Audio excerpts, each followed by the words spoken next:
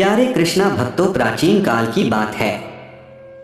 मध्य देश के हृदय में एक अत्यंत सुंदर और समृद्ध नगरी बसी थी। उस नगरी में धर्मा नाम का एक धनाढ्य सेठ रहता था। धर्मा बड़ा चतुर और लालची व्यक्ति था, पर उसकी एक आदत सराहनीय थी। वह भगवान विष्णु का परम भक्त था। उसके घर में एक पालतू कुत्ता भी था, जो असाधारण रूप से वफादार और सतर्क था। अपने स्वामी के हर कार्य में वह जी जान से जुटा रहता और कभी किसी प्राणी को बेवजह परेशान नहीं करता था। धर्मा भले ही अपने कामकाज में लोभी था, पर उसका कुत्ता निष्ठा और ईमानदारी की मिसाल था। हर सुबह धर्मा अपने घर के देवालय में घंटों ध्यानमग्न होकर भगवान विष्णु की आराधना करता। उसकी भक्ति इतनी प्रबल थी कि एक दिन स्वयं भगवान विष्णु उससे प्रसन्न होकर उसके सामने प्रकट हो गए। कमरा तेज प्रकाश से जगमगा उठा। धर्मा ने आंखें खोली तो सामने नीले वर्ण 4 भुजाओं वाले भगवान विष्णु को देखा, जिनके हाथों में शंख और चक्र सुशोभित थे और मुख पर मधुर मुस्कान थी। यह अलौकिक दृश्य देख धर्मा स्तब्ध रह गया और तुरंत दंडवत होकर उनके चरणों में गिर पड़ा। भगवान विष्णु ने कोमल वाणी में कहा, हे वत्स, उठो, मैं तुम्हारी भक्ति से प्रसन्न हूँ।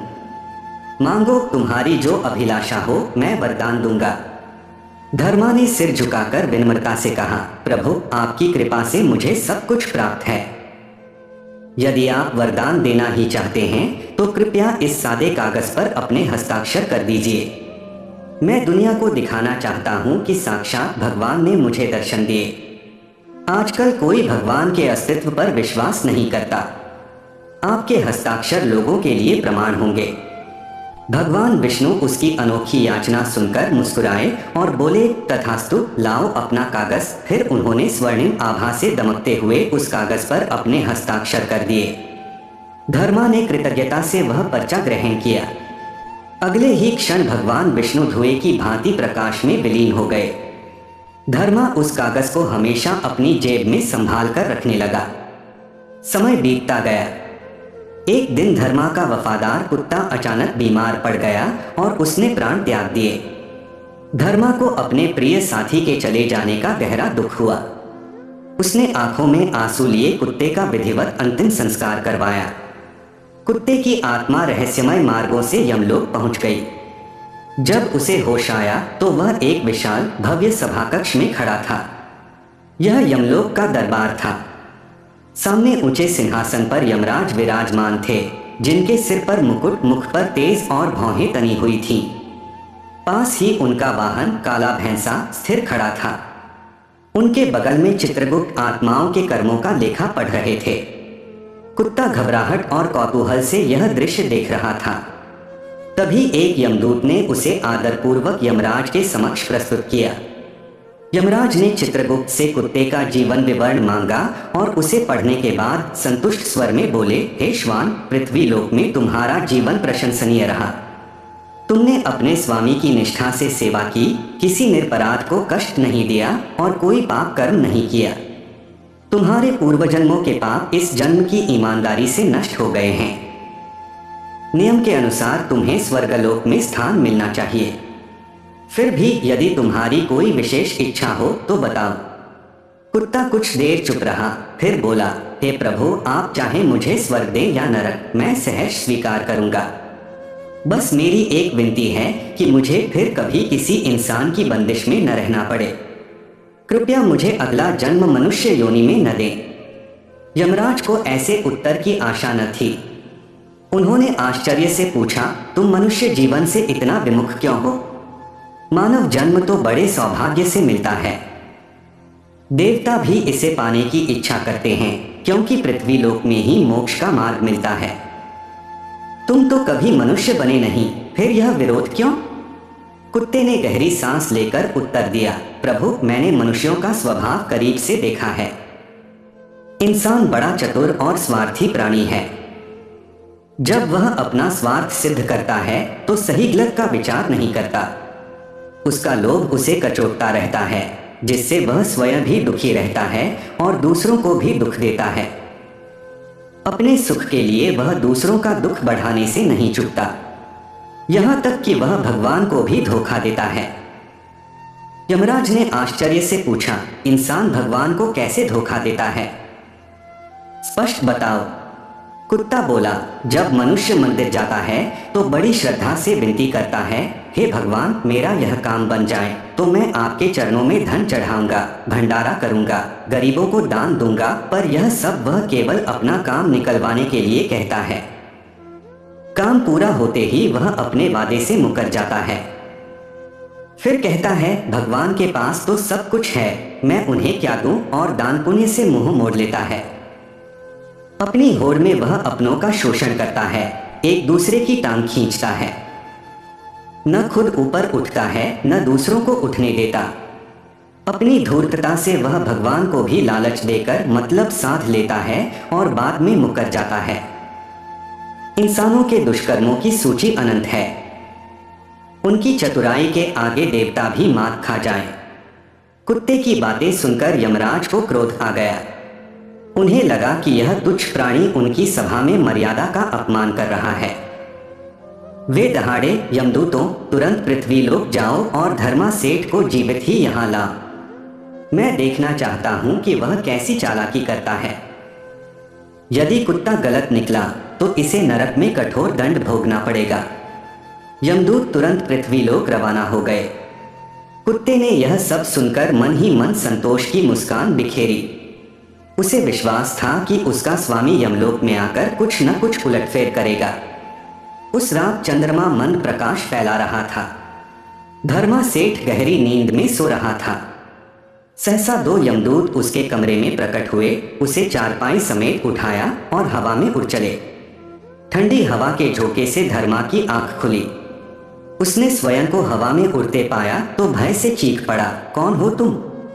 मुझे कहाँ ले जा रहे हो? एक यमदूत ने गर्जना की, शांत रहो मनुष्य, हम यमराज के दूत हैं। तुम्हारे कुत्ते ने कहा है कि एक जीवित मानव यहाँ आकर यमराज को मात दे सकता है। उसी की जांच के लिए तुम्हें बुलाया गया है।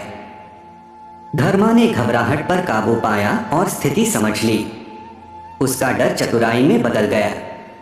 उसने सोचा, मेरे कुत्ते ने मेरे बारे में ऐसा कहा है, अब मुझे साबित करना होगा। उसने जेब से भगवान विष्णु के हस्ताक्षर वाला कागज निकाला और उस पर जल्दी से 2-3 पंक्तियां लिखकर वापस जेब में रख लिया। यमदूतों को अंधेरे में कुछ पता न चला। कुछ ही क्षणों में यमदूत धर्मा को यमलोक के दरबार में ले आए। विशाल सभा कक्ष देख धर्मा का कलेजा धक से रह गया। चारों ओर यमदूत और अदृश्य प्राणी खड़े थे। बीच में स्वर्णजित सिंहासन पर यमराज विराजमान थे।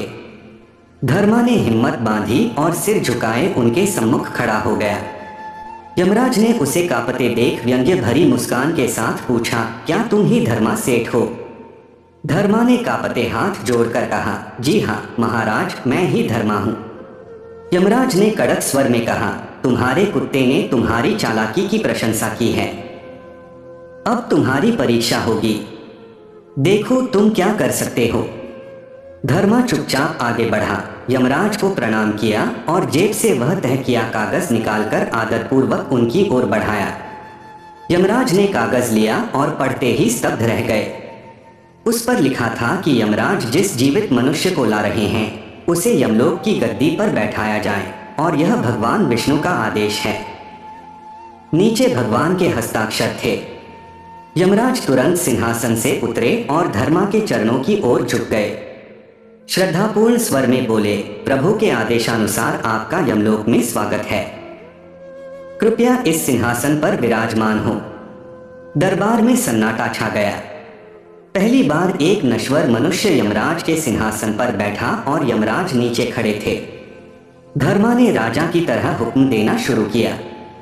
उसने घोषणा की, आज से यमपुरी के सारे पुराने नियम समाप्त। अब हर आत्मा, चाहे पापी हो या पुण्यात्मा, सीधे स्वर्ग भेजी जाएगी।